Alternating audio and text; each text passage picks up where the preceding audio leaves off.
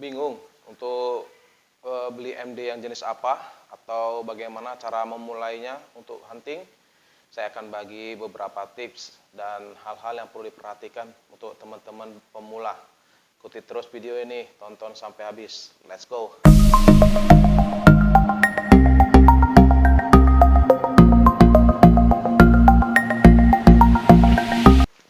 Oke, teman-teman HS Metal Detector Channel dan teman-teman pemula untuk metal detector, banyak pertanyaan-pertanyaan yang saya baca di grup WhatsApp ataupun grup Facebook mengenai metal detector jenis apa yang harus saya beli untuk memulai ataupun bagaimana cara memulai kita untuk hunting.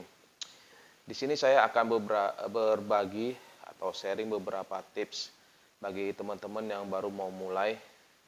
Sebetulnya saya juga masih pemula, namun hal-hal inilah yang saya alami ketika saya baru memulai untuk terjun ke dunia metal detector.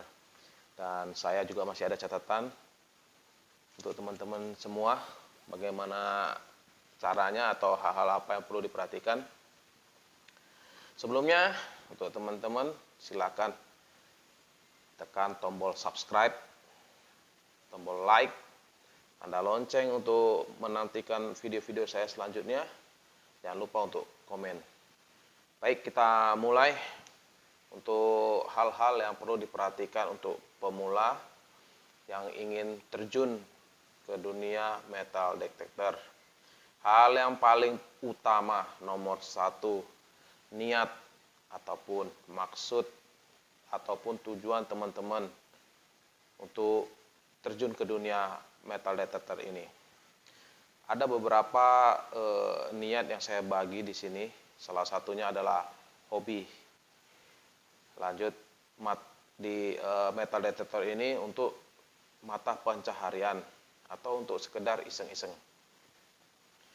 Mengapa saya mengatakan niat sangat diutamakan? Karena ini yang bakal jadi faktor penentu alat apa yang bakal teman-teman beli. Semisalnya, niatnya untuk hobi. Teman-teman bisa pakai alat yang dari yang harga yang paling murah, menengah, sampai ke atas. Karena biasanya niat hobi itu selalu ingin menggali, dan menggali. Terus merasa kurang, dan kurang. Jadi faktor hobi ini nantinya bisa jadi satu faktor penting untuk upgrade alat metal detector. Lanjut untuk mata pencaharian. Karena MD-nya bakal digunakan untuk memenuhi kebutuhan hidup teman-teman, ya saya sarankan carilah alat yang mumpuni, yang kelasnya itu menengah ke atas, agar hasil yang didapat juga maksimal. Lalu untuk niat yang iseng-iseng, teman-teman boleh sekedar membeli yang murahan, kalau sekedar untuk iseng-iseng. Jangan terlalu difokuskan untuk mencari atau membeli alat yang terlalu mahal. Toh nanti bakal terbengkalai percuma teman-teman. Itu tadi faktor nomor 1, niat teman-teman. Lanjut yang nomor 2 adalah lokasi hunting. Seberapa sanggup atau seberapa gregetkah teman-teman mencari lokasi yang menurut cerita masyarakat ataupun ada tempat yang bersejarah. Itu teman-teman harus cari infonya sebelum menentukan alat apa yang mau kita pakai. Karena untuk membeli alat, kita harus tahu lokasi apa yang bakal kita jumpai. Ada beberapa tipe alat yang tidak sesuai dengan lokasinya. Lalu teman-teman juga harus rajin untuk survei lapangan, mencari bukti seperti temuan yang ada di lapangan. Apakah satu lokasi itu pernah dijumpai ataukah pernah dilihat sebagai bukti-bukti peradaban lampau teman-teman, seperti pecahan keramik, pecahan gerabah, dan sebagainya. Lanjut, cerita dari rakyat, apakah pernah menemukan sesuatu yang teman-teman anggap sangat penting atau sangat bersejarah. Lanjut, untuk lokasi hunting ini teman-teman juga harus memikirkan tentang izin sebelum memasuki daerah tersebut. Apakah izinnya diperlukan atau tidak. Terus untuk yang ketiga adalah alat. Alat ini ya pasti yang utama adalah metal detector, teman-teman. Untuk metal detector ini, sementara ini yang saya ketahui itu ada dua tipe. Tipe yang VLF, Very Low Frequency, dan PI, Pulse Induction. Saya sarankan untuk teman-teman yang baru ingin memulai, teman-teman boleh cari yang bertipe VLF. Mengapa saya sarankan harus mencari yang VLF? Karena untuk saat ini yang saya tahu VLF itu untuk pemakaian lebih gampang, teman-teman, dibandingkan yang Pulse Induction. Dan harganya pun relatif lebih murah. Walaupun ada VLF yang mahal, teman-teman. Karena setahu saya untuk metal detector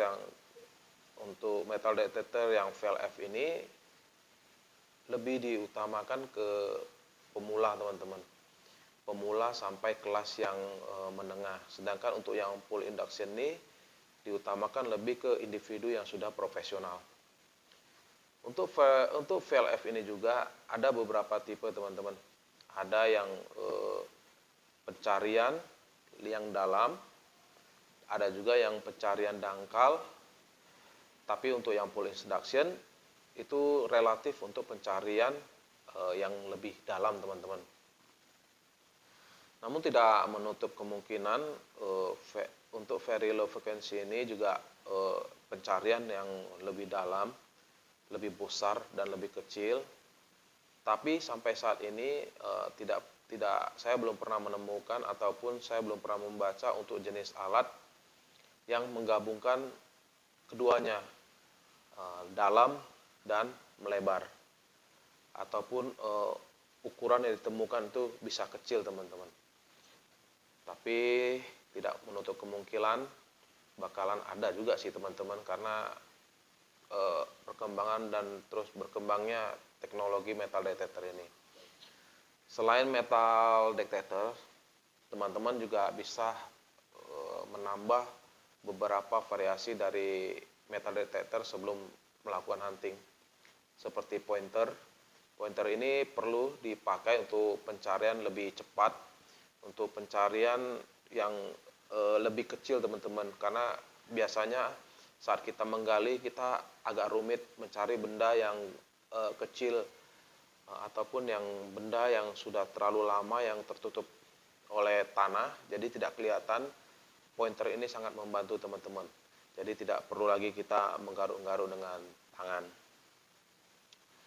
Lanjut, untuk alat gali juga perlu, teman-teman, sebelum kita melakukan hunting. Karena kalau tidak ada alat gali, susah juga, teman-teman. Nantinya apabila menemukan sinyal, karena biasanya benda-benda yang kita temukan itu tertutup tanah. Untuk alat gali juga banyak, teman-teman bisa cari, bisa upgrade terus. Karena sampai saat ini saya juga masih upgrade alat yang efektif dan efisien, teman-teman. Dan gampang dipakai, gampang dibawa. Untuk pemakaian alat gali ini, untuk alat gali tanah dengan pasir berbeda. Kalau untuk yang di pasir, yang untuk pemakaian di pantai itu banyak, teman-teman, yang memakai senscope yang sudah ada dijual di pasaran, teman-teman bisa cek. Lalu mengenai alat ataupun metal detector tadi, teman-teman, harga bervariasi. Untuk jenis VLF itu biasanya ada yang murah sampai yang mahal, sedangkan untuk yang PI itu kebanyakan mahal, teman-teman. Dan pemakaian untuk PI ini juga agak rumit karena penyesuaian untuk settingan daripada alat mesinnya. Sedangkan untuk VLF-nya lebih gampang, lebih praktis, tidak banyak setelan atau settingan yang perlu teman-teman lakukan. Lanjut, untuk sesudah teman-teman meniatkan memiliki alat, lanjut lokasi juga sudah dapat, izin juga sudah ada, teman-teman, hal yang paling penting teman-teman, doa. Karena doa ini menentukan keberuntungan kita. Karena hal ini tidak bisa dipungkiri teman-teman. Yang kuasa lah yang menentukan. Kadang alat yang murah pun kita bisa menemukan sesuatu yang berharga nilainya karena ketepatan lokasi, karena restu dari Tuhan yang Maha Kuasa teman-teman. Jadi tidak dipungkiri doa perlu. Lanjut, doa juga lah yang menuntun kita. Tidak menutup kemungkinan teman-teman kalau kita memasuki satu lokasi yang kita anggap agak klinik, doa juga yang sangat menentukan teman-teman. Karena doa inilah yang bakal menentukan keberuntungan kita, menemukan benda-benda yang kita inginkan, menemukan titik-titik lokasi yang diharapkan teman-teman. Dari semua faktor ini, semoga bisa bermanfaat untuk teman-teman. Sama-sama kita sharing, sama-sama kita belajar. Karena di dunia metal detector tidak ada yang profesional ataupun tidak ada yang pintar. Semua tergantung daripada individunya sendiri, niatnya, penentuan lokasinya, dan doanya. Untuk alat masing-masing teman-teman. Ada alat yang mahal, ya sesanggupnya yang mahal. Kalau kita tidak sanggup yang mahal, ya kita beli yang levelnya di level kita, tidak usah terlalu dipaksakan. Karena apabila dipaksakan tidak akan pernah habis teman-teman. Jadi semoga apa yang saya sampaikan di video kali ini bisa menjadi satu bahan pertimbangan bagi teman-teman pemula, bagaimana memilih metal detector, bagaimana untuk memulai kita untuk hunting. Dan saya ingatkan juga untuk teman-teman yang belum subscribe, buruan subscribe, like, dan komen. Dan saya juga tidak bakal lupa, saya bakal tulis juragan-juragan yang menjual metal detector teman-teman, yang teman-teman bisa cari di beberapa grup di Facebook. Mudah-mudahan amanah, karena sampai sekarang dari info ataupun dari saya sendiri pernah berbisnis dengan juragan-juragan ini, dan mudah-mudahan terpercaya teman-teman. Bakal saya cantumkan nanti di deskripsi untuk teman-teman. Baiklah, terima kasih. Tetap stay tune di video saya, di channel saya. Jangan lupa ikuti terus perjalanan saya. Terima kasih. Salam sejarah, salam budaya. Ciao.